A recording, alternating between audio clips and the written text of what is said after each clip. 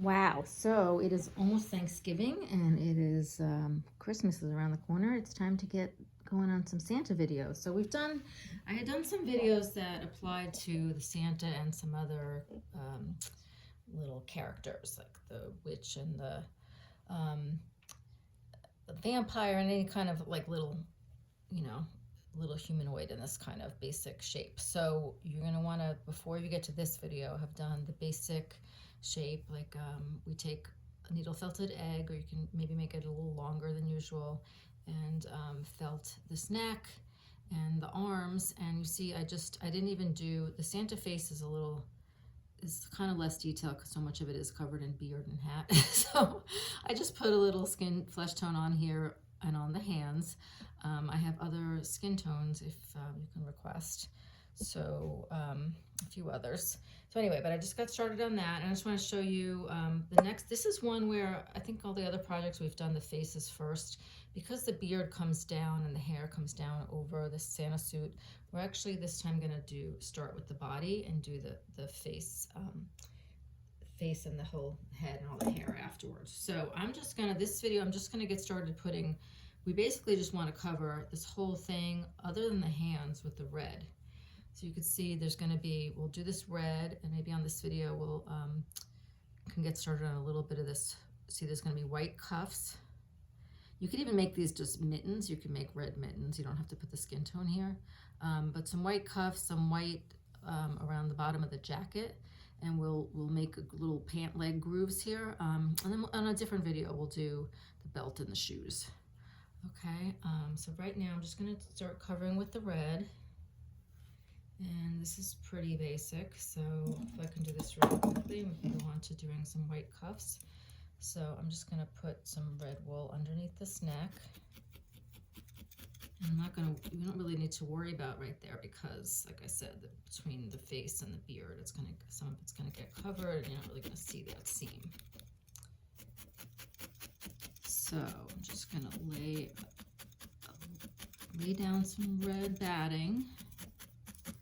Get a nice layer in there. You want this body to be nice and firm before you go to this stage, because you don't want to wind up having to build up and firm up with the red. You want really to do most of your sculpting with the core wool. So again, there's another folder of videos that apply to I don't know whether they're called a basic human shape or basic humanoid shape, but you get the idea. You're going to want to do the video for the basic shape of the body first. And this is us adding color to that. So I'm going to try to do this really quickly. I'm probably, so you see I'm laying down the wool in the sections.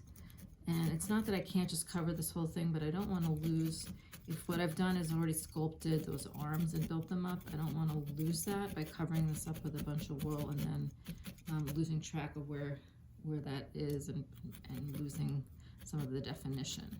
So I'm going around these hands with little bits of wool. We'll do more definition in the hands too. There's actually another video on that. If you want to do that first, you can. We've got a video on doing the fingers. And this is a little, when you're laying down solid color, can you see that there's some little bits of white showing through? So I'm going to just take, I don't need to put a big layer down, but I'm going to take a little wispy pieces of more wool and lay it over that. Fill that in.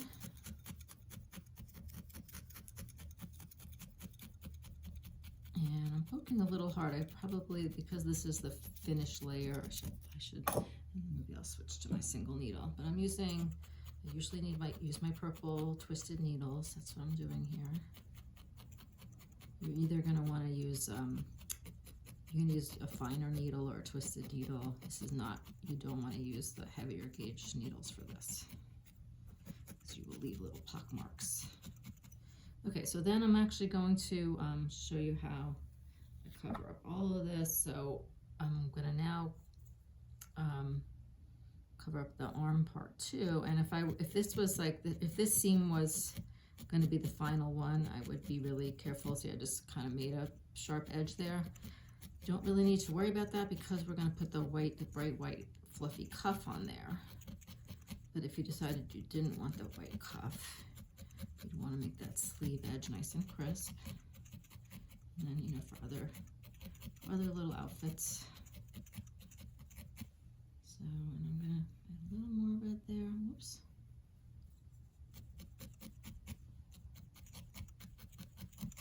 Make sure I don't lose the definition of this arm there.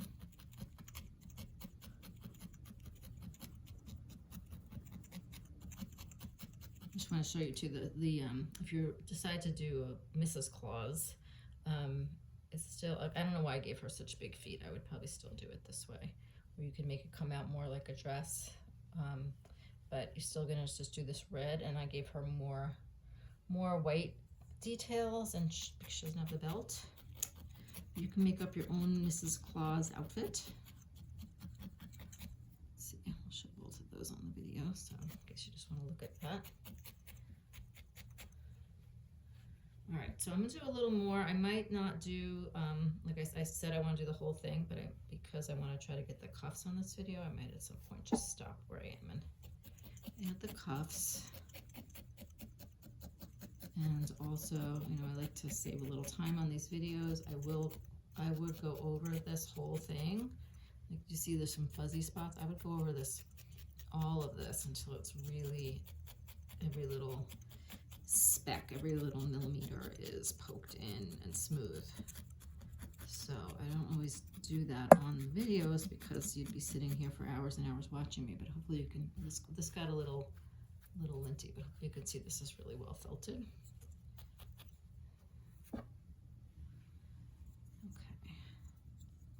I'm not going to bother that much with the bottom because we do add those shoes, so the bottom doesn't have to be such a solid red. You can touch that up later. So right now we just, in order to be able to do this white going all the way around, though, I do need to do the red going all the way around. So I'm going to do it. We're going to do it. Okay, let me do this under this arm first. Like I said, I like to make sure I don't lose the sculptural details that I've put in. And that's especially, this is a pretty simple project. The more complicated your sculptures get, the less you want to lose the detail. And again, you could just add the detail with the colored wool, but I think this, I like to reserve the dyed colors for parts I really need them for, which is just the outer layer, and do most of the sculpting, building up with the core wool as much as possible.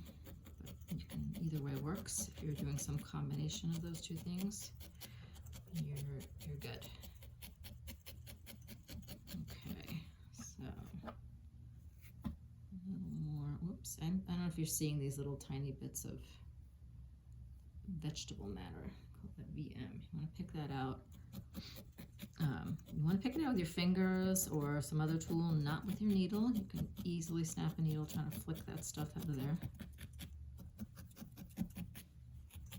All right, so I'm going to need to go over a lot of this some more, but just trying to get this covered so I can show you the cuffs. You probably do really want to get this nice. In fact, I might make this a separate video just because I don't want you to rush through it either. So I'm going to continue working on this red, and then we'll do a separate video for the white cuffs. And I guess we could probably combine the white cuffs with all the other accessories. So I'm going to continue covering because I don't want to rush this. I want to get all these little. It's basically what I've been doing, so you don't need to watch me do it anymore. But I'm going to take all these little areas and make sure they get covered with the red and then really smoothly felted in, and get that all really well done and covered before we start on the details. Okay, so I changed my mind. This we're going to stop here and I'm going to finish this red, and so are you, and then we'll join back up for more details later. Okay, happy felting.